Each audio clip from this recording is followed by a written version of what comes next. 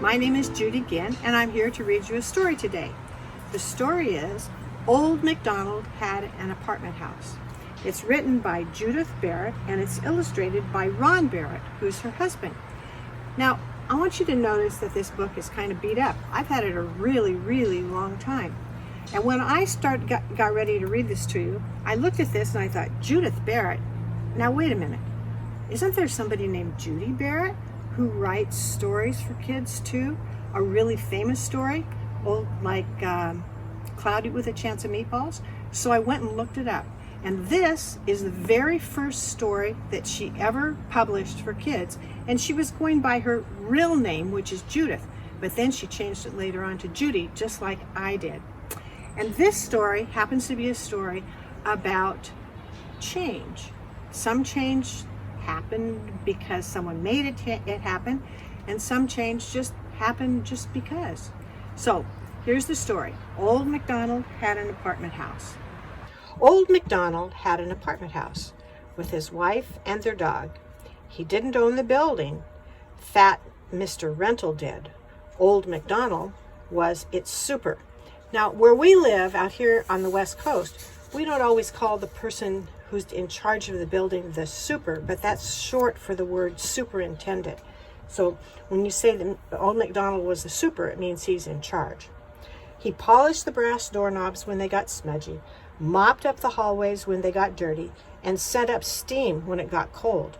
Old MacDonald's apartment was on the bottom floor and was very dark. The windows were covered by a thick bushy hedge that grew in the front yard. Without sunlight, his wife's tomato plant grew pale and droopy. So Old MacDonald decided to cut down the hedge in front of the windows. With all the sunlight that came in, the plant straightened up, grew a few leaves, and even grew a few tomatoes. But the spot where the hedge had been looked very empty. So Old MacDonald's wife suggested that they fill it with her tomato plant, and they did. It grew lots of new leaves, many more tomatoes, and much, much taller. Why not get rid of all the rest of the hedge, Old MacDonald said. Then instead, I could plant vegetables in the yard.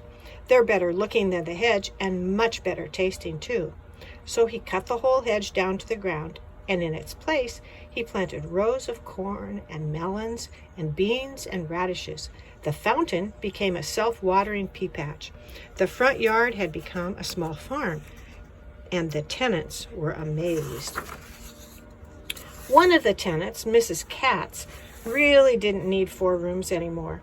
Her children were grown up, so she moved out. It occurred to Mr. Old MacDonald then that an empty apartment would be a good place to grow lots more vegetables.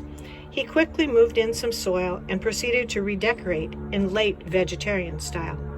He laid down a carpet of carrots and cabbages, put some sweet potatoes where the couch had been, and stuffed the closet with mushrooms. Some days later, Mrs. Katz's downstairs neighbor, Mr. Hopkins, turned on a faucet and got hot and cold red running sweet potato vines. Above his head, he could see carrots popping through the ceiling. He became furious. "Either that garden goes up there, or I go," he screamed at Old MacDonald. But Old MacDonald really didn't care. He'd begun to feel that in some ways vegetables made better tenants than people. Carrots didn't smudge brass doorknobs. Cucumbers didn't leave muddy footprints in the halls. And potatoes didn't bang on the radiators for more steam. Angry, Mr. Hopkins moved out. A variety of animals, of vegetables, a field of clover, and a cow moved in. No one knew what Old MacDonald was doing, but you can't keep a cow's secret for very long. More and more people moved out, very disgusted with what was happening. So more vegetables, fruit trees, cows, and chickens took their place. Finally, every tenant in the building had moved out. The apartment house had become a 4-story farm. Look at Old MacDonald. He looks kind of happy. Then, one day, Fat Mr. Rental, the owner, stopped by to check on the house and collect the rent money, as he did every few months. When he saw that his tenants had been replaced by vegetables, fruit trees, cows, and chickens, he got very upset. Very upset. "Look here, old MacDonald, what have you done?" he shouted. "Where are the families? All that's here now are bushels of fruits and vegetables and herds of cows and flocks of chicken. They can't pay me rent." Old MacDonald and his wife were very sad. They knew they would have to leave. Fat Mr. Rental told them so. In fact, he was going to have the whole farm thrown out into the street. Old MacDonald told his wife not to cry near her tomato plant because the salt water wouldn't be good for it. Besides, it set a bad example for the cows. Fat Mr. Rental paced back and forth quickly in front of the house. He was very upset and not really sure that he liked the idea of throwing the farm out into the street. Old MacDonald had been such a good super. Now not only was he without tenants, but he'd be without a super too. "Who ever heard of a farm in the middle of the city? That's absurd," he muttered. "Or is it? Maybe a farm could pay me rent after all." The next morning, Old MacDonald and his wife stepped outside the house carrying their suitcases, and in the middle of the front walk, Fat Mr. Rental was building a store.